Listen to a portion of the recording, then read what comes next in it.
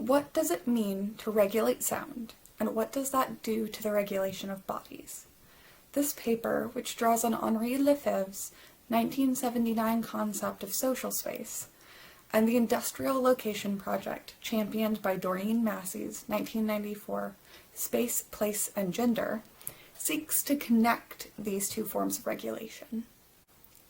Drawing on long-standing research into the regulation and representation of queer bodies under North American hegemony, and on the pragmatic issues of sound regulation raised during my master's fieldwork, I argue that the governmental regulations placed on queer-affirming spaces, like DIY venues, offer insight into the unwritten regulations imposed on queer bodies by both governmental and social authorities, and that, therefore, the liminality inherent in the day-to-day functioning of such venues can be read as a mirror for the experience of queer bodies under the social governance of the cis and heteronormative Western state. In reading these experiences of precarity as mirrors of each other, I argue for a wider viewing of the body as static space and static space as body, acting as a rhetorical bridge to the theoretical analysis of queer embodied tactics, and as an extension of the pragmatic discussions of survival among DIY aficionados and the queer bodies who utilize those DIY spaces. Lefebvre's 1979 essay, Space, Social Product and Use Value, offers the foundations for my argument that temporal snippets from the lives of these spaces and bodies can be superimposed over each other, and explaining why space and time must be addressed simultaneously in the study of social life, Lefebvre writes, "Space is a use value, but even more so is time, to which it is intimately linked, because time is our life, our fundamental use value. Time disappears into the social space of modernity. Time, or more specifically the visceral precarity of time, that comes with inhabiting a body or a space experiencing high levels of regulation, is integral to understanding why this theorizing is necessary. If time is a finite resource, then the dispossession of a body or space's access to it is an act of violence. It is this manifestation of violence that I believe requires a theoretical frame which accounts for the reliance marginalized bodies, queer or otherwise, have on precarious social gathering spaces. In relying on a precarious space, the precarity of the body doesn't just double, but grows exponentially as social life becomes oriented around the space. The greater interaction between precarious bodies outside of one's direct social or familial circle prompts solidarity that leads those in precarious bodies to come to the defense of others experiencing a different type of precarity. I anchor these conceptual abstractions with the pragmatism offered by Doreen Massey. Massey argues for an analysis that accounts for common views of communal spaces as homey, urging for an awareness of the false sense of stability communal spaces can create. Massey warns off utopic views of communal space by defining space as both a physical location, rooted in stone and brick, and as the constructed idea those stones and bricks are ascribed by the bodies interacting with them. This definition anchors me when postulating on Lefebvre, whose abstract space is contradictory at times and feels rhetorically insufficient on its own when discussing the pragmatic issues of governance and regulation. So then, what exactly am I applying this theoretical model to? When I speak about queer bodies, I'm not claiming to speak in the broadest sense possible. There are some obvious issues with the visibility of closeted and passing queer bodies, but I do count closeted bodies, passing bodies, who are at least engaging with and walking amongst more visible queer bodies. For location, I am focused on DIY and indie music spaces, further narrowing the variables at play to those queer bodies that are interacting in precarious music spaces. Likewise, I have tried to pull from as recent of research sources as possible, pre-pandemic, as this is very much an issue of queer bodies existing in current and emergent temporalities, and have applied the same who, what, when, where, and why questions to my locations, mirroring my conception of governance, regulation, and social control between spaces and bodies. In this case, the who, for music venues, are local government bodies who set and enforce noise ordinances. For queer bodies, it is a vaguer who, as the process of regulating socially appropriate expressions of queerness is being constantly shaped by local and national mores, as well as personal and interpersonal reflection.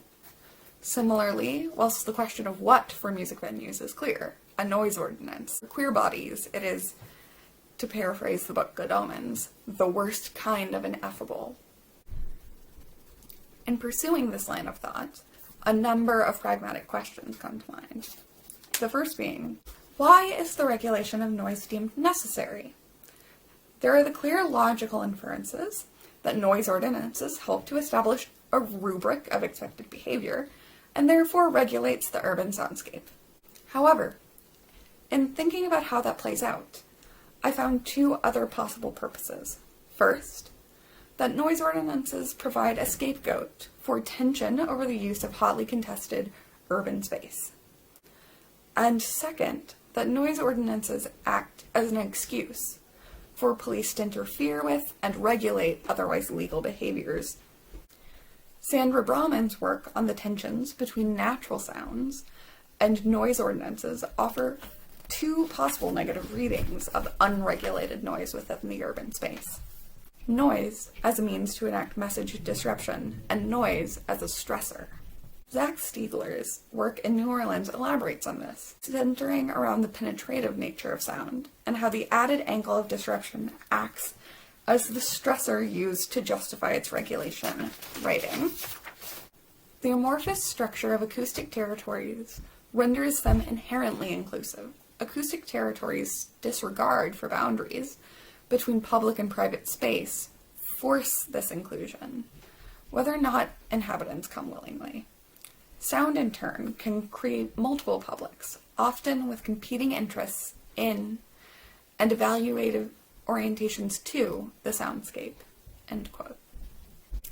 This breach of boundaries speaks to Judith Butler's theory of precarity and the 2015 monograph Notes Towards a Performative Theory of Assembly. Butler places the stress of precarity beyond existential truth, because whilst individuals may have ranging experiences of precarity in day-to-day life, it is the risk of being pushed into a position of greater precarity by circumstances outside of our control that causes dread.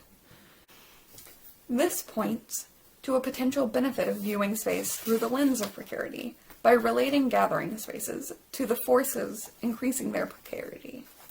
Butler writes, "We have to study those occasions in which the official frame is dismantled by rival images, or where a single set of images sets off an implacable division in society, or where the numbers of people gathering in resistance overwhelm the frame by which their size is supposed to be cut, or their claim is transformed into uncivil noise. Gatherings are necessarily transient, and that transience is linked to their critical function." In studying occasions, then, the spaces in which bodies gather in transient defiance, in which their noise becomes a stressor for those who wield hegemonic power, we are offered an understanding of how these bodies experience the stressor of their own temporal precarity. This brings me to another pragmatic question. How do music venues without corporate support cope with the regulation of the sounds they produce? There are some logical steps here. Building relationships with surrounding businesses to avoid noise complaints as a first line of defense. Choosing locations unlikely to be disturbed by loud music late at night, such as industrial or commercial neighborhoods where the hours of commerce decide the relative population. Or, the most difficult option, trying to sell themselves as important community space, and hoping to offset any fines that come from noise complaints through fundraising within their community patronage. These strategies for reducing precarity point to just how precarious the situations these music venues are in. Diane Chisholm writes about the impact the precarity and ultimately the loss of community spaces has on the collective memory of the queer community. Chisholm writes, "How can queer city space serve collective memory when it is threatened by legal and social violence? How does the city function as a vision of collective memory when official history and mass media dominate the universe of image production in a way that either abolish or disfigure the representation of gay city life, or reconfigure the image for commercial profit?" So what is it about these structures that facilitate the temporal process of memory making for queer bodies? Chisholm presents the idea of losing oneself in the city within the context of spacing out, of temporarily untethering the self from the body and projecting oneself into the city space as it is navigated. I argue that because the precarity of the music venues mirrors the precarity of the body, the venue becomes a safe and comfortable space to project oneself into. This sense of safety and comfort, combined with precarity, imbues these spaces with the ability to house memories of great affect, whilst also embodying the precarity of that affect. This is not to say that the concept of commonality, common space, the commons, is without critique. Eric Stanley addresses potential flaws to this approach, citing the commons as a way to, quote, approximate the drive for and the impossibility of being together in difference, end quote. This drive, Stanley posits, must be understood within the range of sensations generated by temporal precarity, which vary depending on other intersections of identity existing simultaneously with one's queerness. In studying practices of slowness, Kemi Adeyemi offers some rhetoric for handling the suggestions of self-care, which are often given in response to vocal expressions of precarity, citing how, as practices of slowness, such as yoga or the slow food movement, became popular, they also served to starken the contrast between those able to engage in them and those living too precariously to slow down.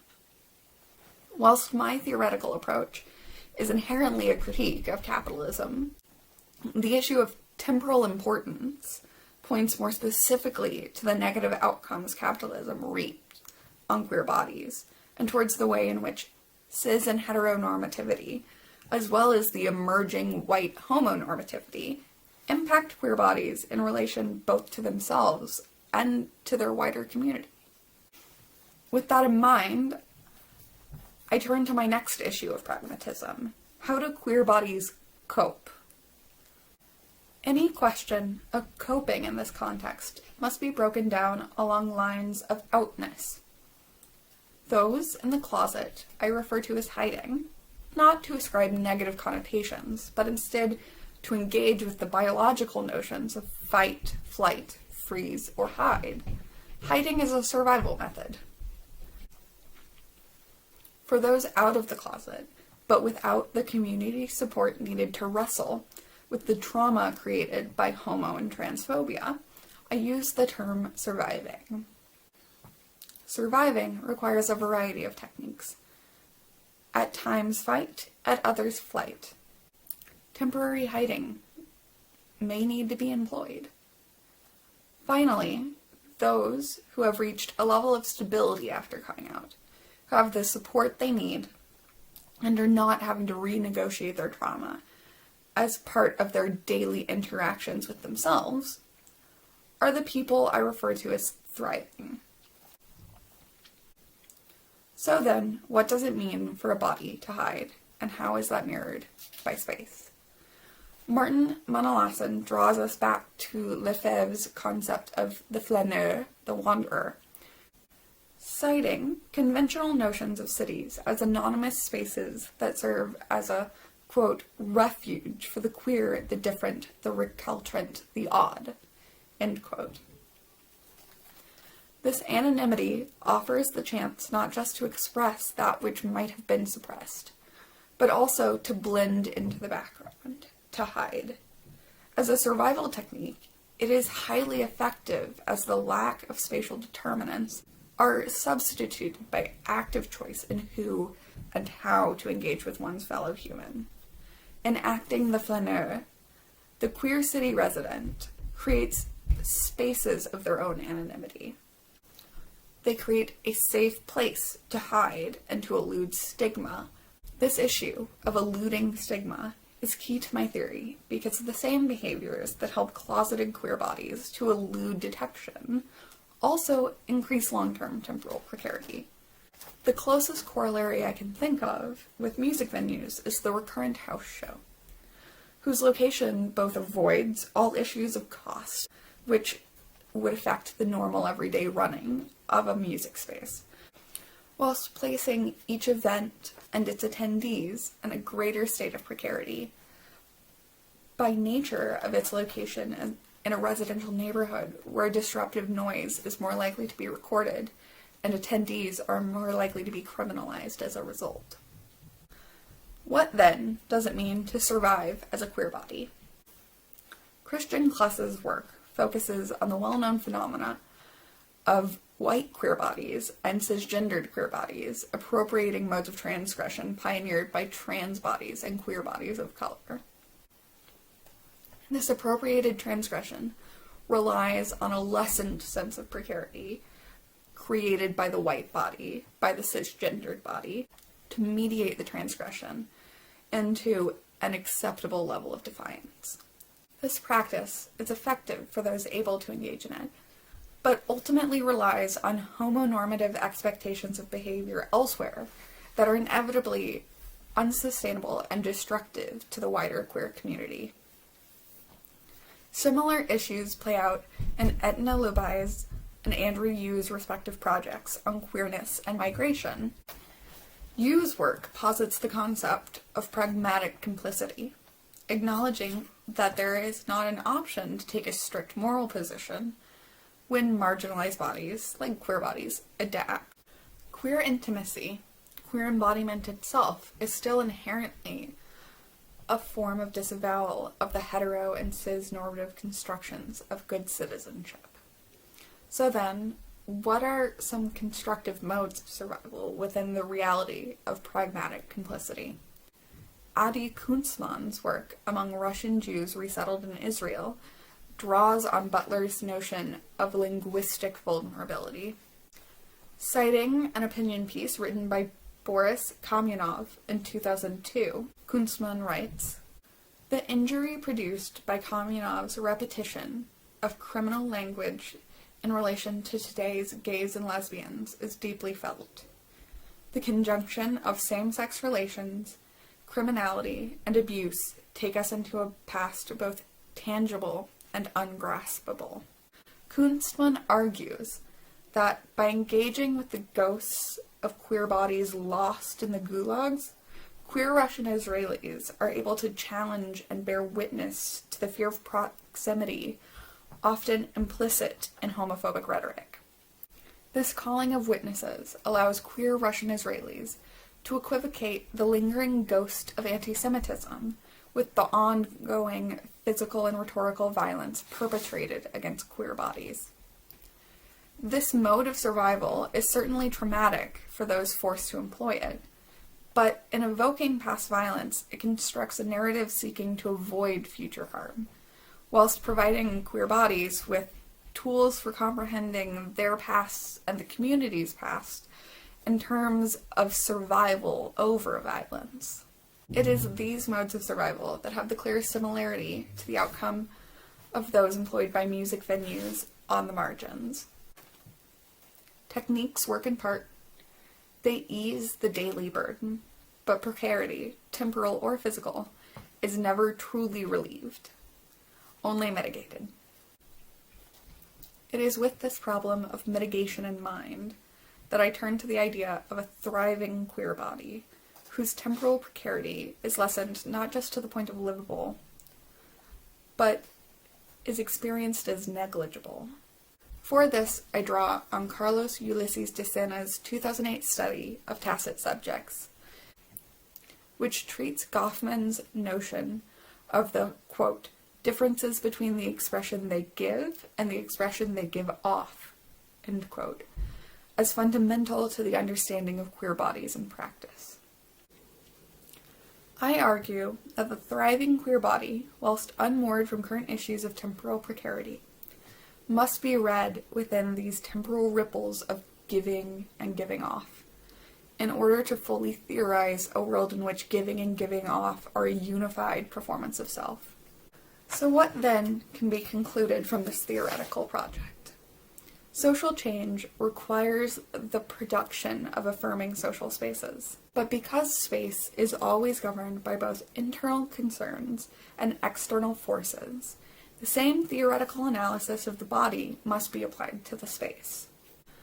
A mirrored effect, which continuously implicates one in the other.